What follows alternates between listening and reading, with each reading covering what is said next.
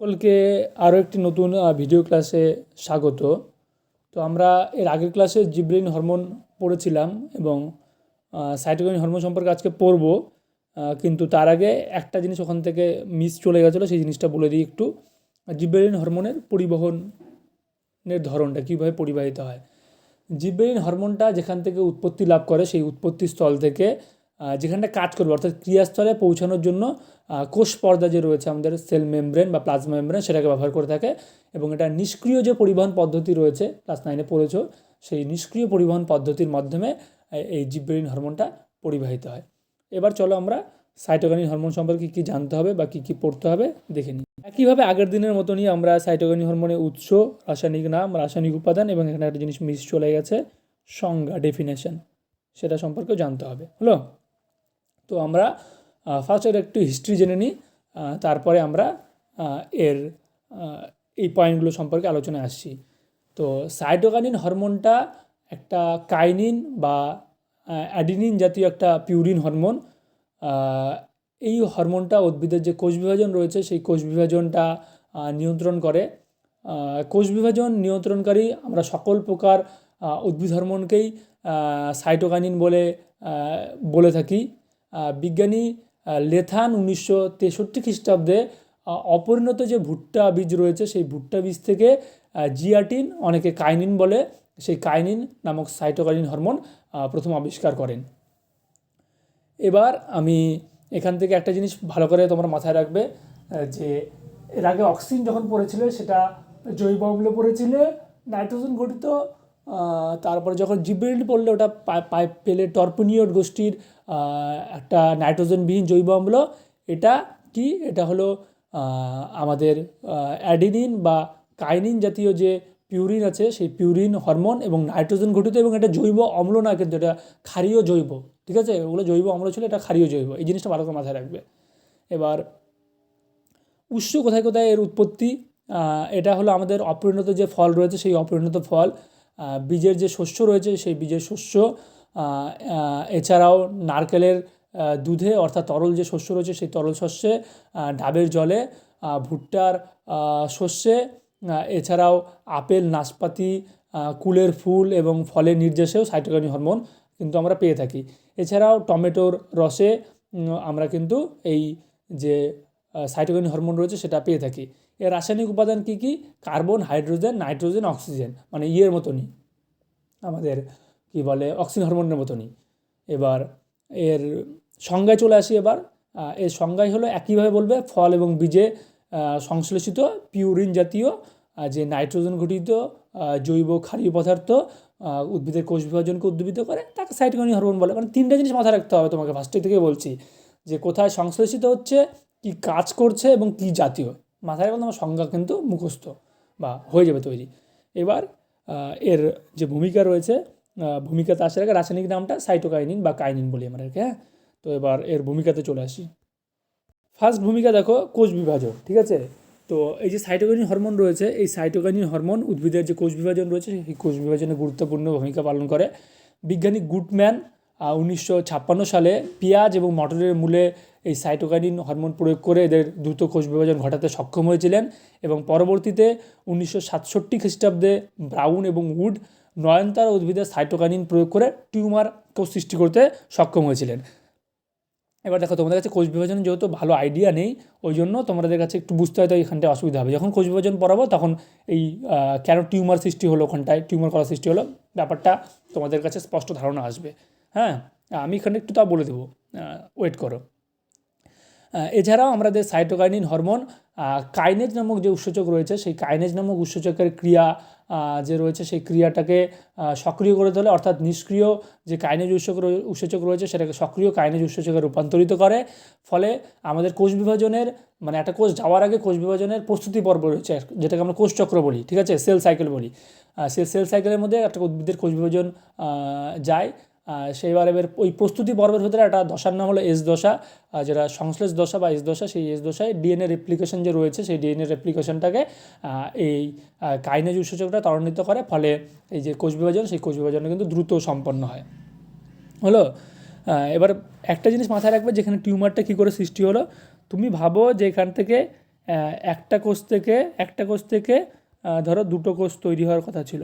এবার এখানটা এত পরিমাণে করলাম যে এই জায়গাটা অনেক মানে শখানেক কোষ তৈরি করে দিলাম, তাহলে এই জায়গাটা একটু ফোলার মতন অংশ তৈরি হয়ে যাবে কি যাবে না, হলো? সেই জন্য ওখানে টিউমার কোষের মতন বা টিউমার আকৃতির জিনিস কিন্তু তৈরি হয়েছিল। যখন কোষ বিভাজন পড়াবো আর একটু ডিটেলসে ভালো করে তোমরা ধারণা পাবে। এবার দেখো পার্শ্বীয় মুকুলে বৃদ্ধি ঘটানো। আমাদের অক্সিন হরমোন যেমন অগ্রমুকুলে বৃদ্ধি ঘটাচ্ছিল, সাইটোকিনিন হরমোন অগ্রমুকুলে বৃদ্ধি হ্রাস ঘটায় এবং পার্শ্বীয় মুকুলে বৃদ্ধি ত্বরান্বিত করে, ফলে উদ্ভিদের প্রচুর শাখা প্রশাখা তৈরি হয়, ফলে উদ্ভিদটা কেমন গম্বুজ আকার ধারণ করে। এবং যেটা সবচেয়ে ইম্পর্টেন্ট কাজ সেটা হলো পত্রমোচন বিলম্বিত করে। কি করে? আমাদের যখন একটা তোমরা পড়েছো সালোকসংশ্লেষ প্রক্রিয়া, উদ্ভিদে ক্লোরোফিল ছিল, তাই তো? এই যে ক্লোরোফিল রয়েছে, এই ক্লোরোফিলটা যদি থাকে সেই জন্য উদ্ভিদের পাতাটা সবুজ। এবার এই ক্লোরোফিলটা যখন বিনষ্ট হয়ে যায় তখন পাতাটা কিন্তু হলদেটে বা কোনো আকার একটা ধারণ করে সে কিন্তু পড়ে যায়। তো এই সাইটোকিনিন হরমোন এই পাতার যে মোচনটা, সেই মোচনটাকে কিন্তু বিলম্বিত করতে পারে। অর্থাৎ আমি যদি সাইটোকিনিন হরমোন প্রয়োগ করি তাহলে একটা পাতা দীর্ঘদিন সবুজ বা সতেজ কিন্তু থাকবে। অর্থাৎ কি? অর্থাৎ পাতার যে ক্লোরোফিল বা প্রোটিন যেটা বিনষ্টকরণ করছে ক্লোরোফিলটাকে, সেটাকে আমরা অক্সিজেন হরমোন প্রয়োগ করে রোধ করে দিতে পারি, হলো? এবং লাস্ট রয়েছে আমাদের এই যে তিনটা উদ্ভিদ হরমোন রয়েছে, এই তিনটা উদ্ভিদ হরমোনের পার্থক্য, এই তিনটা উদ্ভিদ হরমোনের পার্থক্য দেখে নিই চলো। ফার্স্ট, উৎস। অক্সিন হরমোনের উৎস হলো কাণ্ড এবং মূলের অগ্রস্থ ভাজক কলা। জিব্রেলিন হরমোনের উৎস হলো আমাদের বীজ, পরিপক্ক বীজ এবং মুকুল। সাইটোকিনিন উদ্ভিদ হরমোনের উৎস হলো উদ্ভিদের ফল এবং শস্য। রাসায়নিক উপাদান অক্সিজেনের ক্ষেত্রে থাকে কি? Carbon, hydrogen, oxygen, nitrogen. জিব্রেলিনের ক্ষেত্রে কার্বন, হাইড্রোজেন এবং অক্সিজেন। সাইটোকিনিনের ক্ষেত্রে চারটে, কার্বন, হাইড্রোজেন, অক্সিজেন এবং নাইট্রোজেন। রাসায়নিক বর্গ, ওটা ইন্ডোল বর্গযুক্ত অক্সিন, জিব্রেলিন টরপিনিয়ড বর্গযুক্ত, আর সাইটোকিনিন পিউরিন জাতীয় ক্ষারীয় জৈব পদার্থ। পরিবহন অক্সিন নিম্নমুখী, জিব্রেলিন উভমুখী, সাইটোকিনিন সব দিকে। ট্রপিক চলন অক্সিন সাহায্য করে, জিব্রেলিনের কোনো ভূমিকা নেই, সাইটোকিনিনের কোনো ভূমিকা নেই। মুকুল ও বীজের সুপ্ত অবস্থা ভাঙা, অক্সিনের কোনো ভূমিকা নেই, জিব্রেলিনের ভূমিকা আছে, সাইটোকিনিনের কোনো ভূমিকা নেই। তাহলে এই মোটামুটি এগুলো পার্থক্য ছিল, পার্থক্যগুলো পড়ে নেবে। এরপরে আরেকটা জিনিস রয়েছে, সেটা হলো সংশ্লেষিত হরমোন বা আর্টিফিশিয়াল হরমোন, সেই সম্পর্কে একটু এবার চলো জ্ঞান লাভ করে নিই। চলো দেখা যাক হলো কি এখান থেকে আমাদের জানতে হবে। ফার্স্ট, সংশ্লেষিত উদ্ভিদ হরমোন বা কৃত্রিম উদ্ভিদ হরমোন কাকে বলে?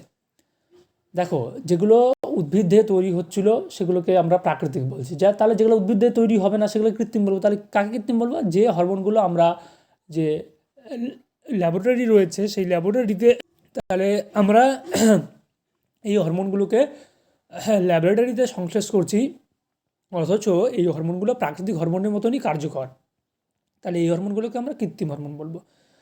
একইভাবে যেরকম কৃত্রিম অক্সিন হরমোন রয়েছে, কৃত্রিম জিব্রেলিন রয়েছে, এবং এই কৃত্রিম হরমোনগুলোকে বলা হয় প্ল্যান্ট গ্রোথ রেগুলেটর। খুব ভালো করে শর্ট কোশ্চেনের জন্য মাথায় রাখবে যে কাদের প্ল্যান্ট গ্রোথ রেগুলেটর বা পিজিআর বলা হয়, তোর হবে কৃত্রিম উদ্ভিদ হরমোনদের আমরা কিন্তু প্ল্যান্ট গ্রোথ রেগুলেটর বলা হয়। এবার এই কৃত্রিম হরমোনের কি ভূমিকা রয়েছে, ভূমিকাগুলো এক এক করে জানতে হবে আমাদের। ফার্স্ট দেখো, শাখা কলম থেকে নতুন উদ্ভিদ সৃষ্টিতে সাহায্য করে।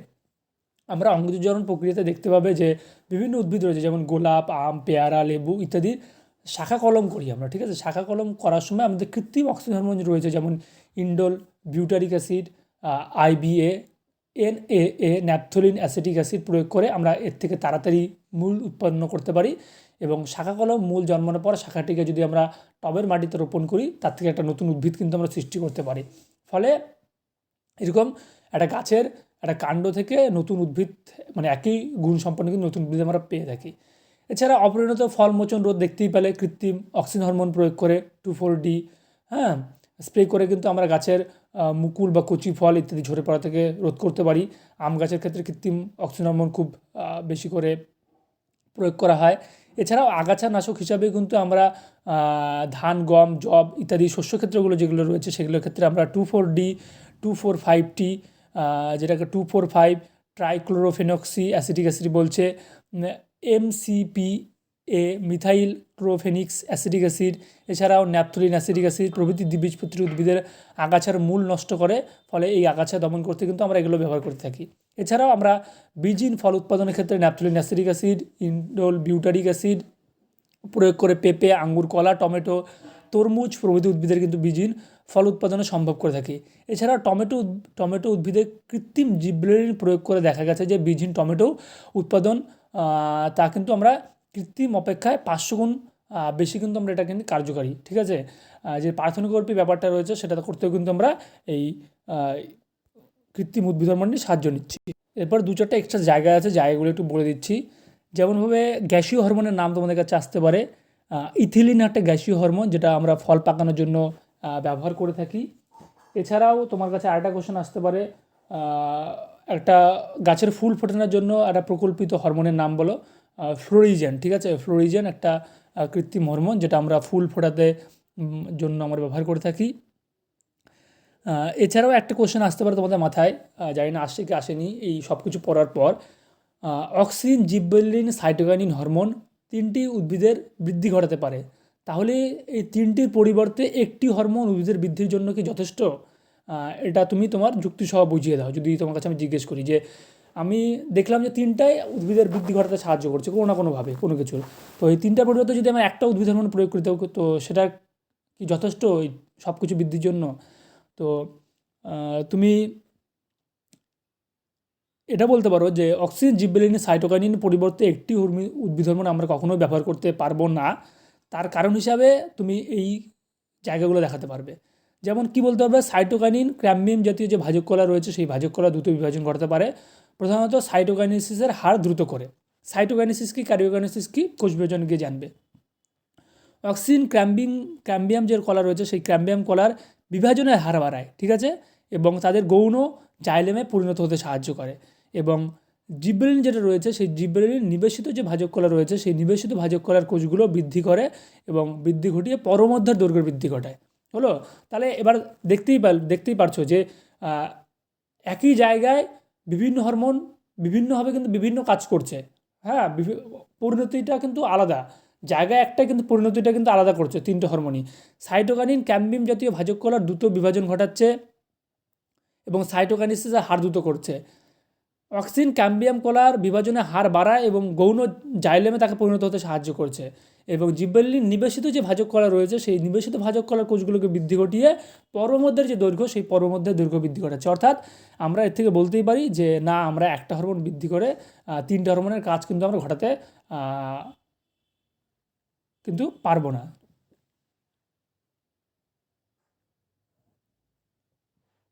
ঠিক আছে, এবং 3টে হরমোন কিন্তু 3টেভাবে কিন্তু ঘটাতে পারছে, তাহলে আমরা কিন্তু ব্যবহার করতে পারছি না।